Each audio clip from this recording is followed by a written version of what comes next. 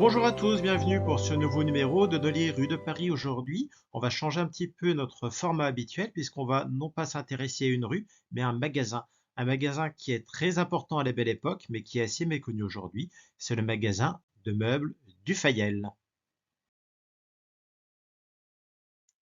Sur l'image que nous voyons ici, eh bien finalement, quand on y pense, on ne distingue pas grand-chose du magasin en lui-même. Et c'est intéressant en soi. En fait, si on n'avait pas le titre de l'image, eh bien, on ne saurait sans doute pas ce que l'image est censée représenter. En bas, on peut lire le titre, Galerie circulaire, rayon d'ameublement des grands magasins du Fayel. Donc on est dans les rayons d'ameublement des grands magasins du Fayel. Et vous avez cette précision, exposition tous les jeudis. Sur la gauche, on a le tampon de la bibliothèque historique de la ville de Paris. Au-dessus, Victor Rose, c'est la signature de l'illustrateur, qui est un illustrateur assez prolifique de l'époque, qui a réalisé beaucoup d'affiches publicitaires. Donc là, on est en présence d'une illustration commerciale. Les magasins du Fayel, donc rayon d'ameublement, les magasins du Fayel, sont avant tout un magasin de meubles. C'est le plus grand magasin de meubles de la capitale et, selon Dufayel lui-même, eh bien, c'est le plus grand magasin de meubles du monde. Dufayel n'était pas connu pour sa grande modestie. Donc, notre illustration ici, eh bien, elle a pour but d'attirer une clientèle, notamment tous les jeudis, au grand magasin du Fayel. Donc, ici, sur notre illustration, on fait étalage de luxe. Et pour tout vous dire, eh bien, l'intérieur des magasins du Fayet était effectivement très luxueux, l'extérieur n'était pas mal non plus. Ici, on peut regarder une autre publicité du Fayet. Vous voyez le titre en haut, visiter les administrations et grands magasins du Fayet. Vous avez les adresses, etc. Et au centre, on a la représentation donc de l'extérieur du bâtiment. Et donc ici, on se rend compte qu'on est devant un magasin qui veut avoir une architecture monumentale. On l'a souvent dit, les grands magasins de la Belle Époque sont des temples de la consommation, et ils le sont d'abord par leur architecture. Vous remarquerez aussi sur cette image qu'on a représenté le bâtiment lui-même, mais que finalement, eh bien, on a évité de représenter les alentours de ce bâtiment. Et donc, nous, eh bien, on va aller se promener un petit peu dans la rue de nos grands magasins du Fayel. Vous reconnaissez peut-être le site puisque on a fait il y a quelque temps une vidéo sur le boulevard Rochechouart et sur la rue de Clignancourt. Donc c'est ici exactement le même endroit. La rue qui court devant vous, qui passe droit devant, eh bien c'est la rue de Clignancourt où se trouvent donc les grands magasins du Fayel. Et la première chose qu'on distingue, eh bien à l'entrée de cette rue de Clignancourt, c'est cette affiche énorme du Fayel, visiter les grands magasins du Fayel, mobilier par milliers. Dufayel est très présent dans la rue. Il y a énormément de publicité du Fayel. Et si vous regardez là-bas, vous distinguez aussi l'espèce de beffroi qui marque l'entrée des grands magasins du Fayel. En réalité, ce beffroi, c'est un phare qui est quand même capable d'illuminer à 17 km. Donc rien n'est laissé au hasard dans l'architecture de nos grands magasins. Si on va un petit peu plus loin dans la rue de Clignancourt, voilà, on se rend compte qu'on est dans un quartier populaire de la capitale. On peut continuer à marcher dans la rue de Clignancourt. Et finalement, vous voyez ici, on atteint l'entrée des grands magasins du Fayel au 26 rue de Clignancourt. Vous lisez ici, grand magasin et manque du Fayel. Et là-bas, on peut lire distinctement ameublement. Et cette situation dans un quartier populaire, eh bien, c'est assez surprenant. C'est assez surprenant. La plupart des autres grands magasins de Paris sont situés dans des quartiers chics, là où ils trouvent leurs consommateurs.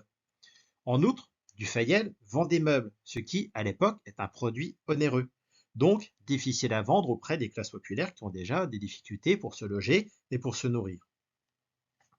Ici, vous voyez hein, une photographie qui vous montre un déménagement en 1899. Vous avez une table, vous avez des chaises, vous avez fauteuil en osier, et puis on a des matelas, et puis on a une malle. La malle, à la fin du 19e siècle, eh bien, c'est le meuble du pauvre. C'est le meuble qui caractérise le domicile du pauvre parce que celui qui est installé, le sédentaire, le bourgeois, eh bien, il n'a pas besoin d'une malle. La malle, c'est pour celui qui est obligé de se déplacer. À la belle époque, certains meubles sont propres aux classes populaires et certains meubles sont propres aux classes bourgeoises. La malle, c'est un meuble populaire. En revanche, eh bien, tout le monde a une table, tout le monde a des chaises. Alors, on va revenir à notre publicité du début, qui est ici, où donc on perçoit une décoration qui est vraiment très riche. Quels personnages voit-on ici? Quels clients sont mis en avant sur cette publicité? Eh bien, vous voyez que on essaye ici d'attirer un public qui est plutôt un public bourgeois, un public familial. Alors que, pourtant, la grande originalité justement de Dufayel à l'époque, c'est qu'il vend à crédit et qu'il vend à crédit notamment aux classes populaires. Ces publicités ici, eh bien, elles devaient sans doute être destinées à des journaux disposant d'une clientèle bourgeoise. Et pour les classes populaires, eh bien, la publicité réside surtout dans l'affichage dans la rue. C'est ce que nous avons vu sur les cartes postales. Dufayel est très présent dans la rue et dans les quartiers populaires. Donc, vous venez au magasin, comme ici, et puis vous cherchez eh bien, tout simplement des meubles ou des objets dont vous avez besoin, ou encore vous découvrez un besoin que vous ne pensiez pas avoir.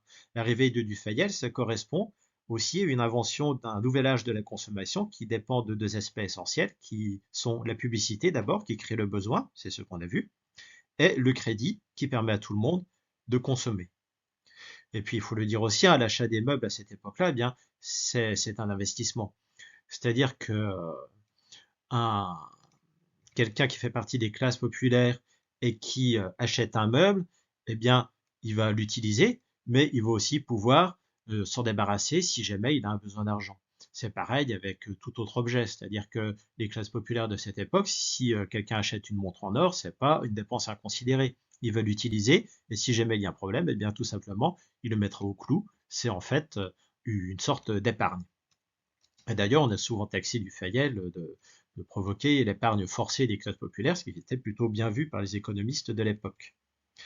Donc, comment fonctionne Dufayel? Eh bien, on a évidemment, vous le voyez ici, des bureaux.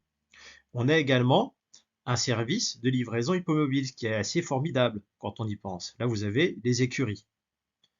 Et puis, on a également des employés qui surveillent le crédit, parce que, évidemment, Dufayel ne fait pas crédit par philanthropie, contrairement à ce qu'il essaye souvent de faire croire. On a un système d'abonnement où donc la personne s'engage à payer le crédit en question. Et Dufayel, eh bien, il doit obtenir des renseignements sur les consommateurs pour savoir s'ils sont dignes de confiance. Et donc, on a des agents qui vont sillonner les rues de Paris à la recherche d'informations qu'il faudra ensuite stocker.